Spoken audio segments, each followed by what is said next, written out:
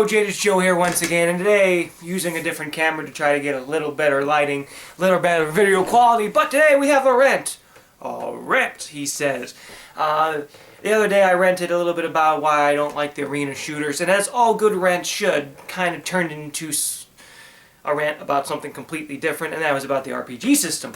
So, really, it came down to it that my real anger and my real resentment is towards the modern RPG system. So we're going to rant about that today, and we'll see if the rant doesn't turn into something else, making it indeed a good rant. But we're going to start with, I've always been a fan of RPGs. Throughout the years, regardless of any twist that they put on it, if it was an RPG, I would try to play it. I have fallen away from that in the recent years. Now I kind of wait till the game is cheap and then play it, because there's been some major issues with the RPG system. And the first issue, in my opinion, and the root of all evil, the nexus of the crisis, and the origin of storms for the modern RPG being horrible, is the skill tree. The skill tree is the worst invention ever for our modern RPGs. And every single video game that you play as an RPG is going to implement a skill tree one way or the other. WoW, skill tree. The Witcher, skill tree.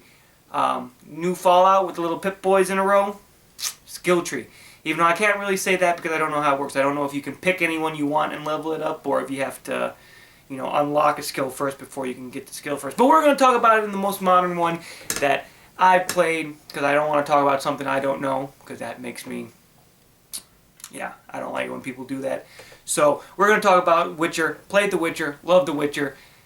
Had a skill tree in it, and the whole skill tree is you had your first row was unlocked, you had to put like 8 points into that, then the second row would unlock, put 19 points in that, third row unlock, and so on and so on and so on. Now The Witcher did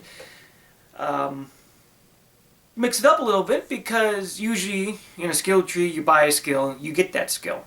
Cool. Well, with The Witcher is you purchased a skill, and then you could put it into a slot, and then you got it.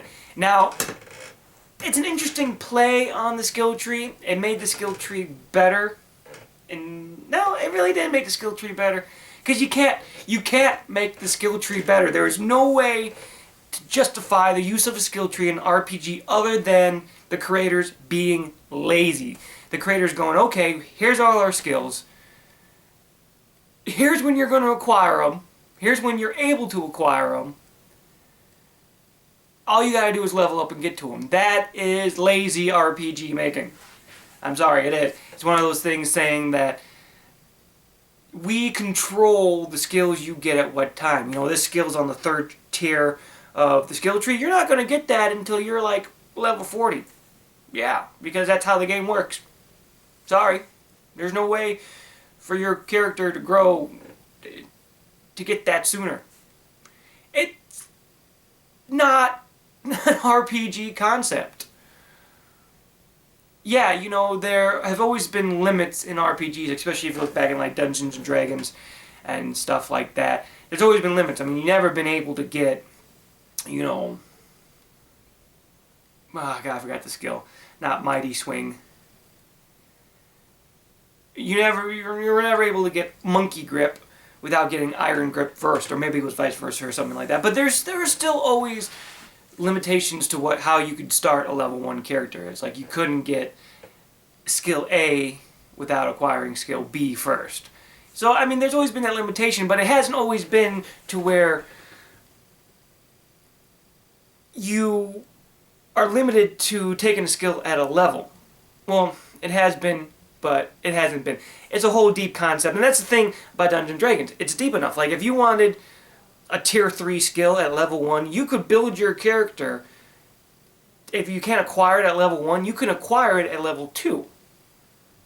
Possibly, if it was in the, basic handbook and not any of the extra stuff. But even some of the stuff in the extra content, you could still acquire at level 2, level 3 if you built your character right.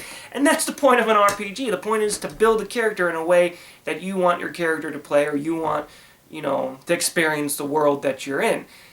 Most modern RPGs don't allow you to do that. Matter of fact, I have not come across an RPG that allows you to do that. If anybody out there knows of an RPG that allows you to create your character the way you want it, please let me know, because I'd be very interested in playing it. But that's the whole purpose of an RPG, is to let you build a character how you want the character to function in the world. You know, nowadays, you know, very popular for most RPGs to give you classes. And you pick a class and you go and you play, and then you level it up and you level up until you get bored with that class, and then you go roll another class. And the class system, and I've always thought of this way even when I was playing D&D and, you know, all that other stuff. Yes, I played D&D and I love it. I ain't afraid of it. Is the class system is... how do I say this? I guess I'll just be honest. The class system, in my opinion, is an antiquated and archaic device for RPGs. There should be no class system anymore. I mean, we have evolved beyond, you know, saying that here's a class, play the class. I mean, there's a lot of RPG players out there that know whatever system well enough to be able to go, oh, well, you know, I can build a warrior that acts more like a rogue, or I can build, you know, a wizard that, you know, can wield a sword. And that's what an RPG is about. That is the...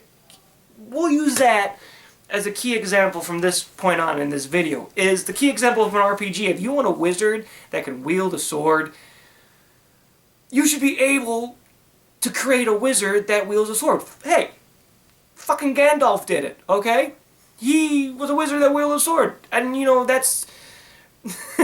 Lord of the Rings is where all this fun stuff came from. So if Gandalf can do it, why can't anybody else do it? So why wasn't it the fact that mages can wield swords?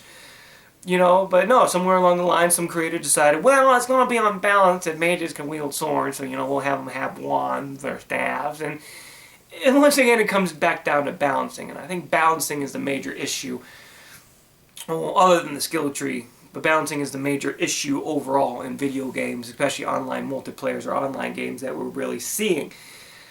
But once again, classes are an easy button.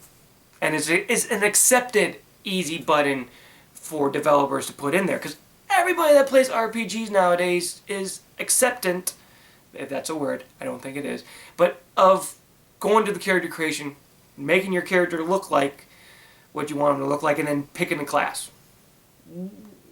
We are all brainwashed into thinking that that's how it should be. And, you know, that's another thing, is like they put so much time and effort into these character creators where you can make your character look exactly like you want. Like you can make, you know, you could take a picture of yourself and then, you know, you're superimposed in the game. And that's great. That's awesome. But how about you put a little more effort into the actual RPG character creation side of the system? Like actually being able to choose that you want to, you know, use heal magic and, you know, have a sword, or use fire magic and have a sword. Or how about you want to use a dagger but you want to be in heavy armor? You know, it's redundant, and you should never do that. You should never, you know, choose a dagger and wear heavy armor. But if you want to do it, the game should provide you with the option to do it. Hell, it could turn out to be an awesome combo that nobody has ever thought of. And that's the whole thing of an RPG system as well, is that an RPG system is based in a world of fantasy or a world of sci-fi. And really, game developers or people can come up with anything to justify the system. It's like, you know, if you're low on health, you know, use a nano injector and that brings your health back up. It's like, okay, cool, we came up with a nano injector and it brings your health back. It's still a potion, but we named it different. Instead of just saying, oh, here's some potions. Potions cure everything. But you have to watch out for the color, because different colored potions do different things. Like, can you not come up with a name for the potion? Like, oh, that's a green potion. That cures you of poison. Blue potion is mana, and red potion is health. So you got your health potion, your mana potion, and your cure potion. It's like, no, come up with like Sphincter's potion, or, you know, potion of clear water. And you know, that's what I miss in the modern video games, is you got your mana potions, you got your health potions. But like, in a good RPG, those would either even be named like clear water potion, give you your mana back. And you know, blood of ancients potions, you know, refills your health. And it's just like lazy just to say red potion and white, or red potion and blue potion. And I guess that's where it really comes down to, is that we as players have been inundated with, and what's the word I'm looking for? We've been inundated with these type of RPGs, and we have kind of accepted that this is the way RPGs are supposed to be made. This is the way RPGs are supposed to be played. And once again, shame on us. I feel guilty that I'm a gamer. What's that doing? Oh, 4 minutes left. God, everything's running out of freaking video. But anyway, I feel ashamed as a gamer that we have allowed the industry to take over games instead of letting us, you know, say what we want. Because apparently they're sitting there pushing all this, you know, clone shit on us, when we're really like, well, you know, we kind of evolved beyond this. We don't need classes anymore. We don't need, you know, these long-winded explanations at the beginning. Now, don't get me wrong, those are still good for people like the younger generation to get into them, but as an older gamer, it's like, I don't want a class anymore. I don't want a skill tree anymore. I want to be able to build my character from ground zero and build it up any way I want with any skills that are available in the game. And if I get to level 99 and I have a character that is like trip over his own shoes, you know, not functional, I'm prepared to take the responsibility of how I built my own character. But yeah, I'm just tired of the basic mechanic. I mean, we're at this point in video game culture that it's the biggest it's ever been, but yet the production value and the ideas coming out of the game industry, other than the indies, you know, are the worst they've ever been. I mean, when the industry first started out, we had all these original concepts, original ideas, you know, new ways to do things and stuff like that. And now that it's popular, everybody's just kind of like streamlined. I think that's ass backwards, but unfortunately, I'm hopefully smart enough to know that that's how it works. You know, big business gets their claws in it, streamline everything to make better automobiles.